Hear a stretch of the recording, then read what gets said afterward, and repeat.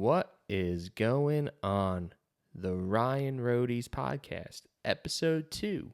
And tonight we are going to preview everything we are excited for our upcoming trip to Magic Kingdom.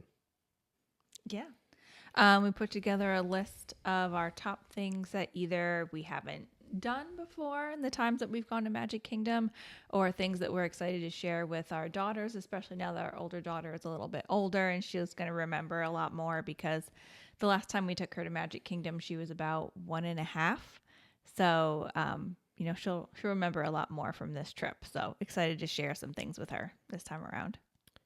Yeah, and for some context, today will be the day where we are booking it off of Utopia of the Seas, trying to get out of the port as quick as humanly possible, jetting over to the Magic Kingdom. And as of now, I think we're going to just go straight to Magic Kingdom versus like checking into Art of Animation.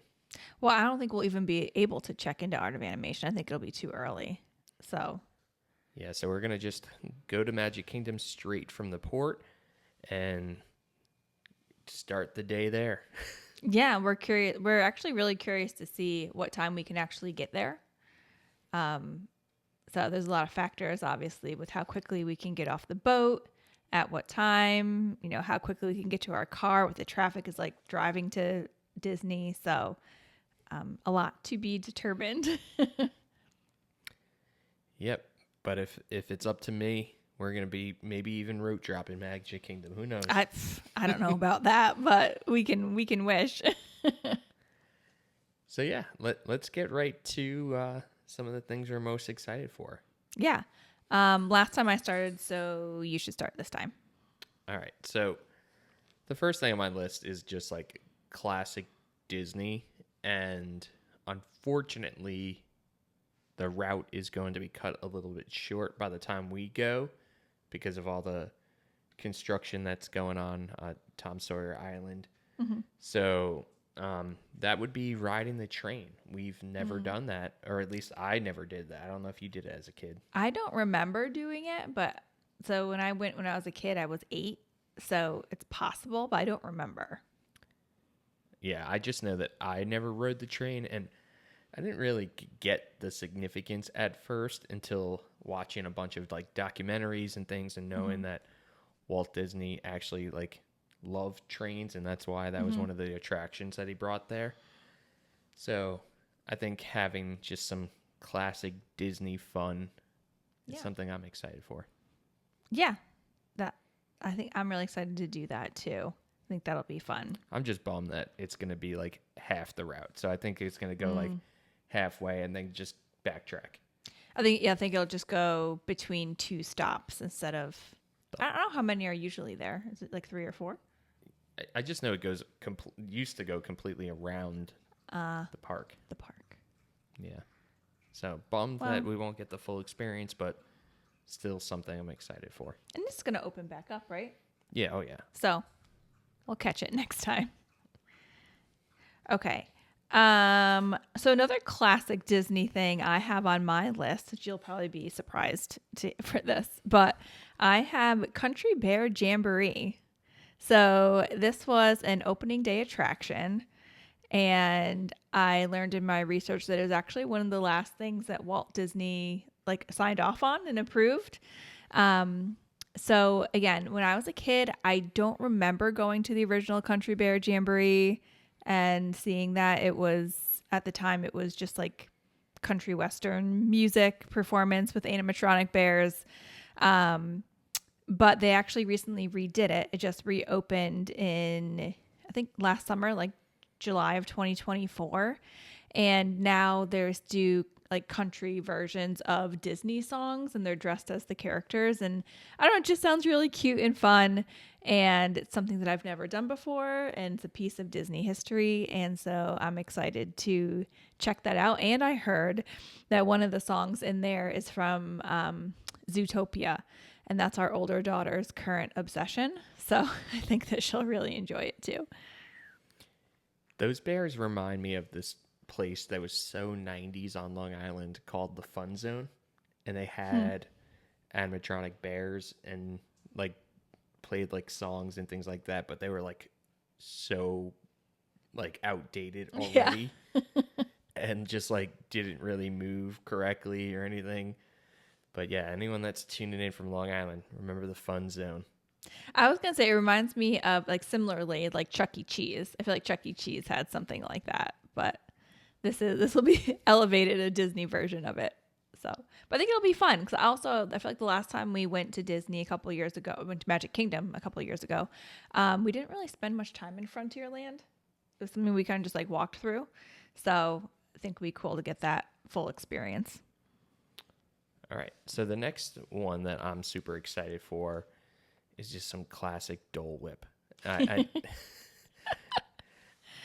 know it's not super exciting, but when we were there the last time, when we got it, it started torrential downpouring after we got it. Yes. And I just remember like eating it, but like mixed with rainwater.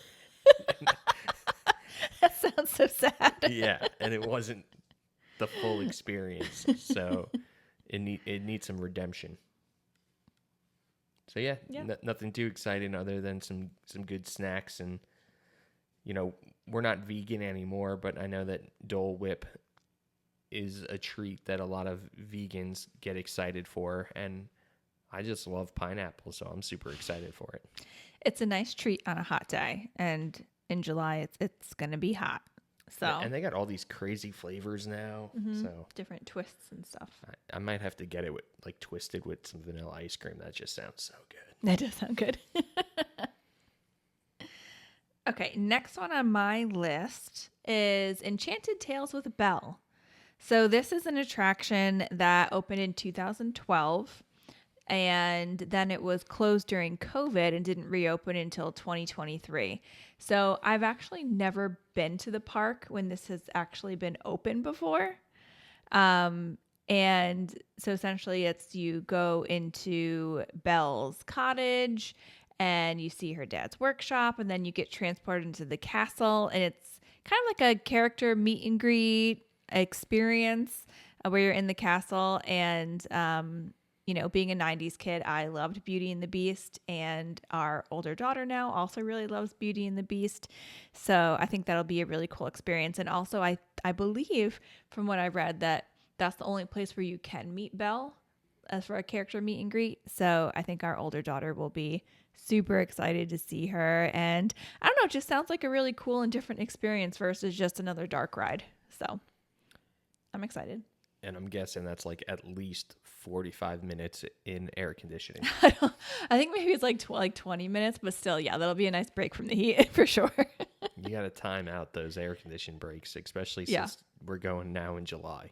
Mm-hmm. All right, cool.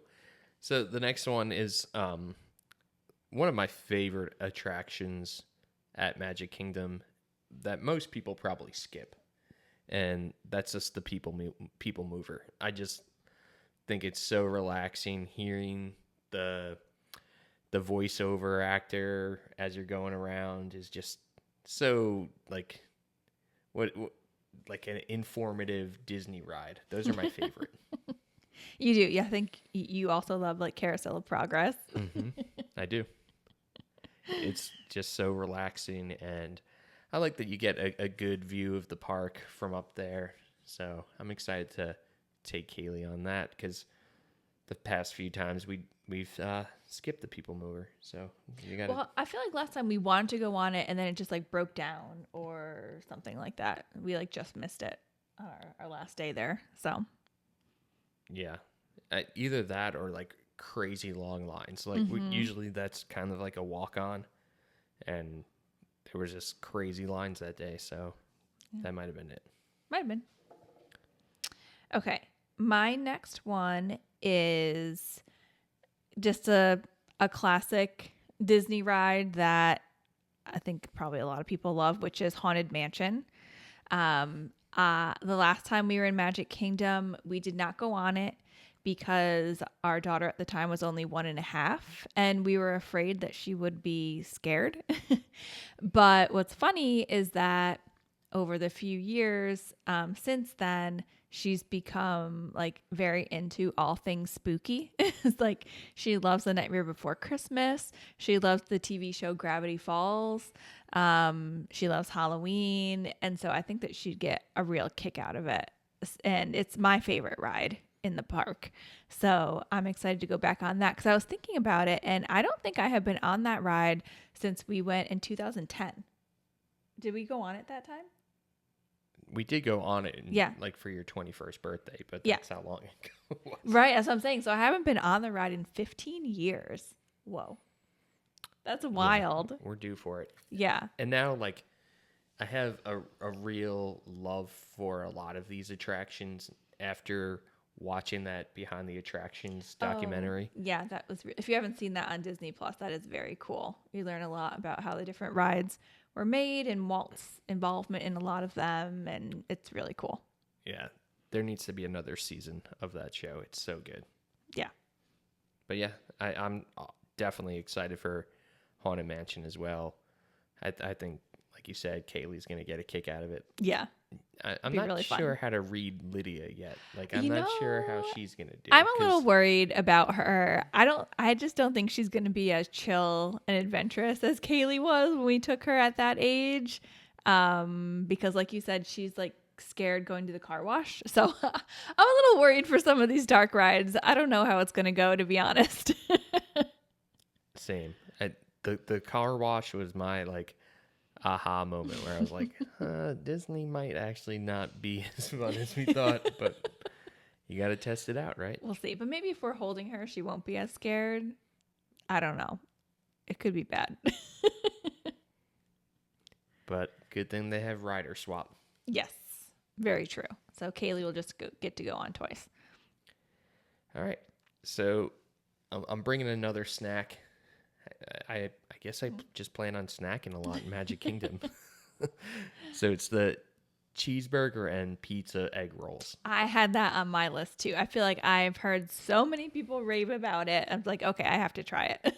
Yeah, so thank God for like Disney vloggers and stuff, because I would have never known that was a thing. I'd never even seen it before. I guess it's not even at one of the quick service stands. No, it's like a little cart. Yeah. Yep. So super excited to find those and give those a try. Yep.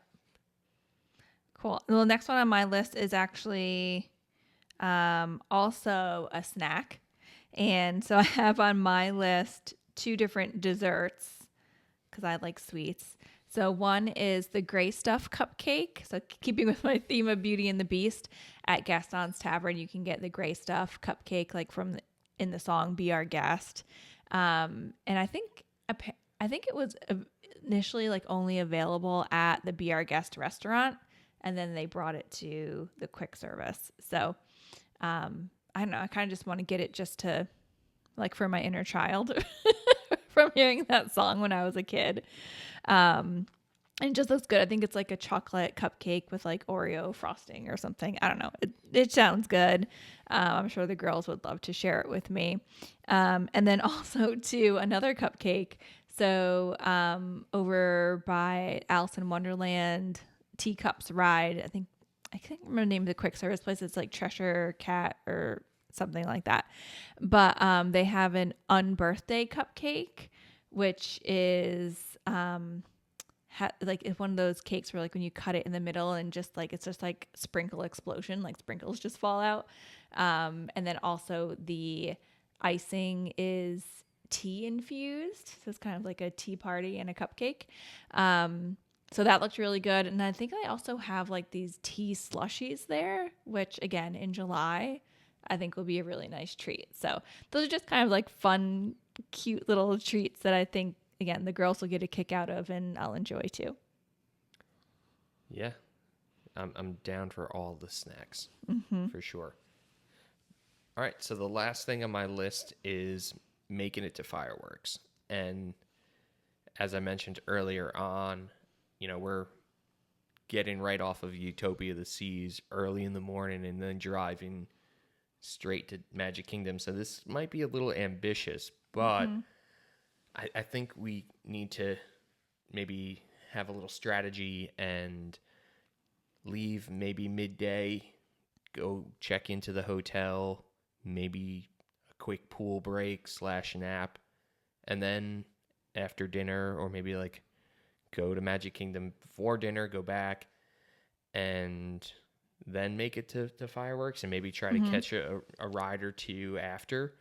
That would be pretty sweet for us to do, because the last time and the only time that we stayed for fireworks, I was like, all right, we got a nice spot. Let me go grab some food, and I'll bring food back to us. And by the time I got the food, like, the crowds really filled in front of the castle, and there was just no way to get through. Yeah. So like I was eating on top of a trash can watching the fireworks by himself. By myself.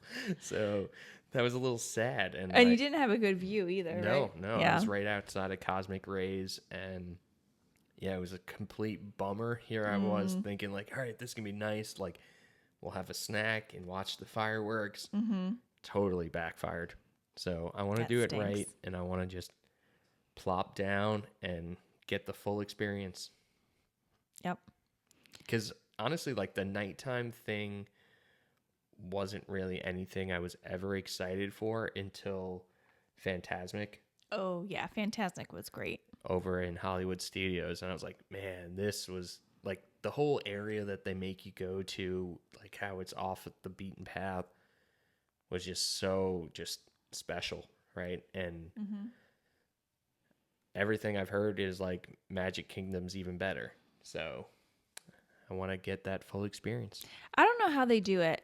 And it's like I don't know how they time the music or the story they're telling and how they piece together the scenes. But for every one of those shows, I always tear up. I can't help it. It's just that Disney magic.